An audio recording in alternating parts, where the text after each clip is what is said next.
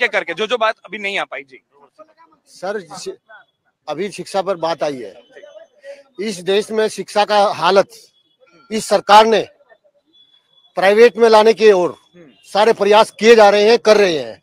एक तरफ हमारे देश के माननीय प्रधानमंत्री जी विश्व गुरु बनने की बात करते हैं, दूसरी तरफ जो शिक्षा का स्तर है, शिक्षा का जो बजट है, उसको प्रति वर्ष जो है उसको घटाया जा रहा है।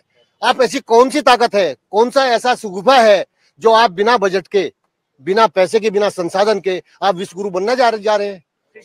तो शिक्षा बुनियाद ठीक करना, बुनियाद और ठीक करना, आपको अगर विश्व गुरु बनना है तो निश्चित रूप से जिस देश का विकास प्रायोरिटी पर अगर आपको लेना है तो शिक्षा को आपको महत्व देना ही पड़ेगा, शिक्षा का बजट आपको बढ़ाना ही पड़ेगा। मैं पूरी तरीके से सहमत हूं, क्योंकि बुनियादी सुविधाओं पर तो सबसे ज्यादा काम होना चाहिए। ये अगर हर मतदाता जागरूक होकर मांगेगा तो मुझे लगता है सरकार पर वो दबाव भी बनता है। आप अपना नाम बता। मेरा नाम यशपाल सिंह है, मैं शिक्षक हूँ। यशपाल जी ने जो कहा, हाँ, वो क्रम को आप अपनी बात करें। जी देखिए, सारे मुद्दे चुनाव में होते हैं। सबसे बड़ी बात यह है कि चुनाव कराता कौन है? चुनाव सरकारी कर्मचारी कराता है। उसका मुद्दा कहाँ है? पेंशन हमारी 2004 में खत्म हो गई। हम अपने जीवन के बेहतरीन साल सरकार की सेवा में देते हैं। सरकार कोई भी हो, हमें उससे मतलब नहीं, लेकिन हम अपना जीवन सरकारी सेवा में देते हैं और जब रिटायर हो जाते हैं तो 1 रुपया भी हमारे पास नहीं आएगा। एनपीएस लेकर के आए हैं, जिसकी पेंशन 60-65 हजार होनी चाहिए थी, उसको 114 या 212 रुपए मिल रहे हैं।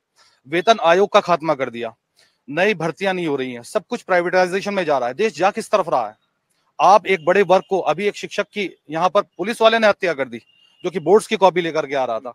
उसकी कंपेंसेशन क्या मिला उसे? 25 लाख रुपए केवल।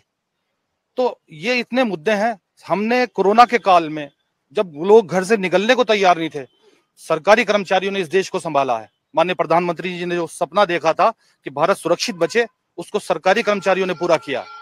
तो क्या हम लोग पेंशन पाने के हकदार नहीं है? जबकि सांसद विधायक 4-4, 5-5 पेंशन ले रहे हैं, उनसे कोई सवाल पूछने को तैयार नहीं।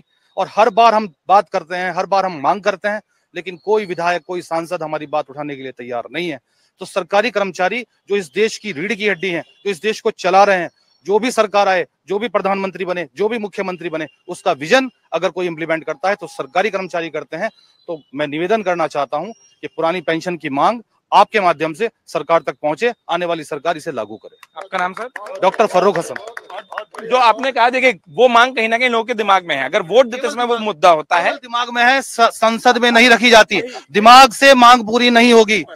किसानों ने दिल्ली को सील कर दिया, किसानों ने दिल्ली को सील कर दिया और इस सरकार से कानून वापस कराए, लेकिन शिक्षक क्योंकि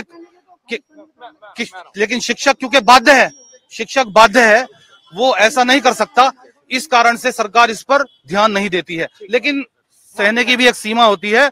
वेतन आयोग लागू करिए, पुरानी पेंशन बहाल करिए। अगर आप ये वीडियो YouTube पर देख रहे हैं तो हमारे चैनल को सब्सक्राइब करें और बेल आइकन को दबाना ना भूलें। अगर आप Facebook पर ये वीडियो देख रहे हैं तो हमारे पेज को लाइक करें।